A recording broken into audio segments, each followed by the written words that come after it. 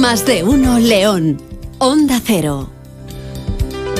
Bueno, son días muy afortunados, los miércoles, cuando nos toca charlar aquí en nuestro Más de uno León, en la sintonía de Onda Cero, con Miguel Ángel Cueto, nuestro psicólogo, sexólogo. También lo hacemos con David Cueto. Se van alternando en esta sección que tenemos cada 15 días. Como digo, los miércoles, ese gabinete de psicología y sexualidad, en la que hablamos de tantos y tantos temas, ¿verdad?, que a todos nos interesan. ¿Cómo estás, querido Miguel Ángel? Muy buenos días. Buenos días, muy bien, como siempre, agradecido de estar con vosotros. Un placer tenerte aquí, Miguel Ángel, que además es director de ese Centro Psicológico de Terapia de Conducta que desde hace 40 años está con nosotros, a cuenta gente ayudado, CEPTECO, sus puertas abiertas en Plaza Cortes Leonesas número 9, en el sexto a derecha. El teléfono de Miguel Ángel, teléfono de CEPTECO, 987 26 15 62.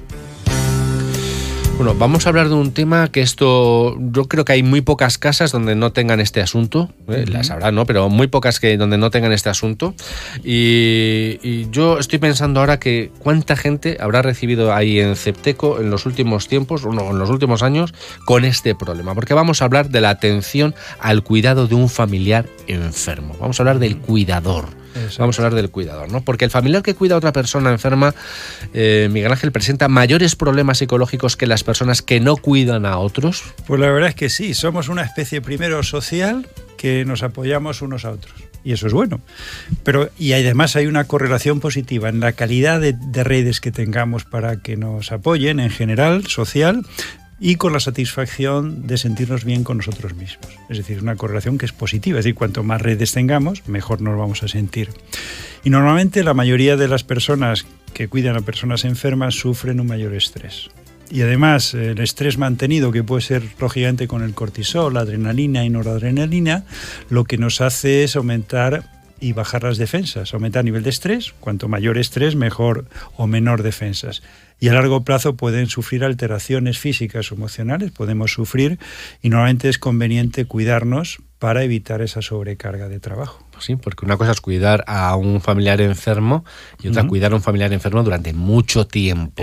Cuando esto casi se cronifica, ¿no? Además hay personas, y todos lo sabemos, que se han tirado años cuidando a un familiar enfermo, ese familiar fallece. Exacto. Y a los 2 días tiene que cuidar de otro. Exacto, sí. O de sí mismo, porque muchas veces terminas agotado. Esa es otra, pero en fin.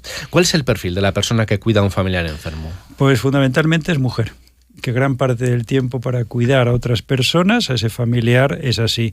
Además, incluso hay mujeres con un gran carácter altruista que atienden a su hijo a veces con discapacidad, cuando es un parálisis cerebral, un problema mental, o algún miembro de la familia adulta con alguna enfermedad, que puede ser el padre, el marido, los abuelos, etcétera.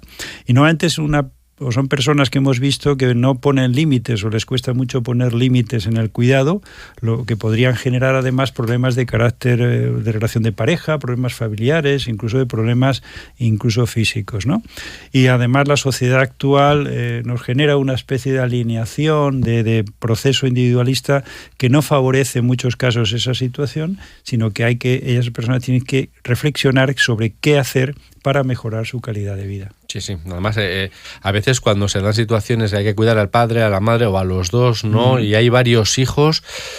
Hay familias para todo, pero cómo se escaquean algunos de los hermanos, ¿no? Y al final... Y después te responsabilizas al que se ha cuidado de que no le ha cuidado bien, con lo cual es todavía mucho más... Más problema. Sí, más problema. Es decir, además, te creas un problema añadido al que ya tienes. Es decir, no han valorado la ayuda que tú has tenido y encima te critican lo que has hecho con relación a la atención a esa persona. Sí. Y lo que viene después. O sea, después, ¿cuántas veces hemos escuchado esta historia? Y después son los primeros en ir a por la herencia, pero en fin, eso es otro Eso tema. También es verdad. Pues, total, que muchas de estas personas, Miguel Ángel, aguantan. ¿Cómo pueden detectar la sobrecarga de trabajo que produce el cuidado de un familiar enfermo? Sí, la verdad, en primer lugar, las sensaciones de ansiedad, depresión o síntomas psicosomáticos, es decir, sobre todo las cefaleas, los dolores y molestias varias, el agotamiento físico, la fatiga crónica, el deterioro mental, esos olvidos que tenemos que vamos a la cocina y no acordamos que tenemos que coger, ¿no? Y normalmente tristeza, es buena, ¿no? Claro, y la depresión y la ansiedad, ¿no? La tristeza, el agobio que uno pueda tener. Y ese elemento también es bueno que nos cuidemos para que no se cronifiquen. Cuando tengamos esos síntomas es como una especie de alarma, de alerta que nos dice que estamos haciendo algo mal. Y en muchas ocasiones a veces se utiliza medicación precisamente para esos síntomas. Pero claro, habría que buscar la causa profunda, y la causa profunda es el agotamiento que tienes si tienes que cuidar a una persona, porque eso sería, además del trabajo, si lo tienes, de casa o fuera de ella, que realmente va a ser un elemento de mayor perjuicio personal para ti en un proceso, digamos, cuando tienes que cuidar a alguien que necesita una ayuda y un apoyo, ¿no?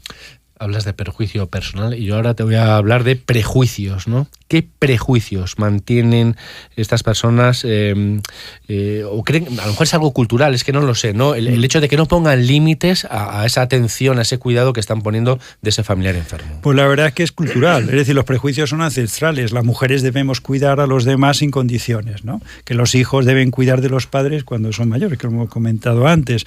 Y si no cuido, no pongo límites, ¿qué pasaría? Me siento culpable. Y es lo habitual. Y si soy una mala madre, una mala esposa, una mala hija, no me merezco tener una vida propia, una vida personal, y deseo estar siempre entregada a los demás, que es una manera de ser complaciente, a veces de manera dependiente en otros, ¿no? Y normalmente la idea actual que se valora, y yo quiero comentarla un poco para que esas personas y esas mujeres, generalmente son las que cuidan, superen esto. Primero, que ayudar implica poner condiciones a las personas ayudadas. Las condiciones las pone el cuidador, no la persona cuidada. Y puede ser escuchada su decisión, pero nunca es vinculante.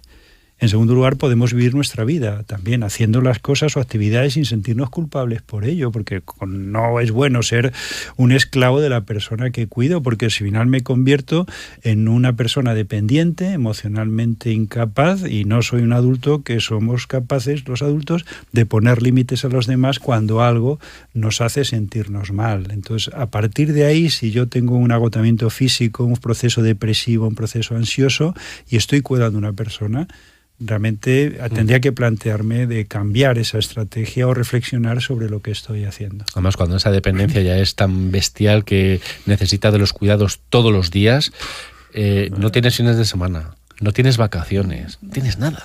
Bueno, pues entonces tendría que reflexionar. Terminas al final, terminan con problemas de carácter físico, emocional, psicológico, y sería un problema grave a la hora de gestionar eso, ¿no? Bueno, pues al hilo de esto que estás comentando, Miguel Ángel, ¿qué orientaciones podemos dar a esa persona que cuida a un familiar enfermo para cuidarse a ella misma? Exacto. Pues tú lo has dicho muy bien, es conveniente decir que no sobrecuidar, ¿no? Poner límites, como dije antes, a esa persona, que haga lo que pensamos en cierta medida mejor que ella, aunque ella no lo desee, pues aceptarlo. Normalmente que ella tenga una autonomía personal, buscar o tener o mantener las aficiones, y normalmente evitar entrar en el chantaje emocional o las manipulaciones afectivas que las personas nos pueden generar. Nos dicen mala madre, mala hija, mala esposa, más lo que sea, ¿no? Y normalmente intentar invertir recursos, es decir, ya que esa persona si puede y ha tenido posibilidades económicas, porque sea la persona cuidada la que pague la ayuda, ¿no? Y sobre todo cuidarnos a nosotros mismos sin ser ingenuamente altruistas, sino más bien inteligentemente egoístas, y sobre todo tener tiempo para nosotros, es decir, nuestras propias actividades, el ocio, el tiempo libre, las amigas, los amigos, la pareja, si la tenemos, es decir, cuidar todo lo que tenemos y no hipotecar mi vida en función de otras personas. Ya. Me ha gustado esto que has dicho del chantaje emocional, porque hay un chantaje emocional social todavía, ¿no? Dices, ¿sabes que fulanita ha metido a su padre en una residencia? Claro. Tal? Cuando le podría cuidar perfectamente, esto se oye, sí. Esto se oye mucho. Y a veces el chantaje emocional que te hace el propio enfermo, es decir, no hablo de un enfermo que no tiene conciencia, una persona que tenga un Alzheimer, una demencia, no que ya no sabe, no tiene capacidad, que no tenga capacidad, alguien que sí tiene capacidad, que sabe lo que está pasando, pero está chantajeando a su hijo, a su hija, no para que le cuide, estas situaciones se dan también, ¿no? Pero, es tu padre, es tu madre. Muchísimo, no es decir, vamos a ver, yo tengo que querer a esa persona, pero las condiciones, si yo ayudo, las pongo yo. Yo te puedo consultar, yo te puedo pensar o decir qué te parece ir a un sitio, ir a otro, una residencia, estar aquí, poner una persona que te ayude, etcétera. Pero las decisiones de quien ayuda las pone la persona que ayuda, no el ayudador o el ayudado. Es decir, no el otra persona que me implica, como tú has dicho, ese chantaje emocional. Es un gravísimo error dejarse llevar por ello. Y aunque nos haga sentir culpables, lo mejor es no sentirse culpable, es decir, hacer lo que crees que debes hacer, y cuando hay una congruencia entre lo que piensas y haces, al final tu emoción pues mejora. Sí, sí. Y hay una barrera ahí entre lo que es un hijo jeta, sí, porque esos egos, esos egoísmos, ¿no? Y sabemos que están por todas partes, sí, y lo que es ya el otro extremo, ¿no? Sí, sobre todo no tener una sobrecarga. Sí. Entonces, si tienes una sobrecarga de actividad, de trabajo para atender a una persona, realmente lo que tienes que hacer es centrarte en intentar evitarlo. Qué gran tema de hoy, ¿verdad, Miguel Ángel? Y que tantas consecuencias psicológicas tiene, y tú los estás viendo, perdón, lo ves continuamente ahí en Cepteco. Teléfono de Miguel Ángel, 987 26 15 62. Hoy en nuestro gabinete de Psicología y Sexualidad hemos hablado sobre la atención al cuidado de un familiar enfermo. Muchísimas gracias, Miguel Ángel, y hasta dentro de unos días. Un placer. Buenos días. Onda Cero.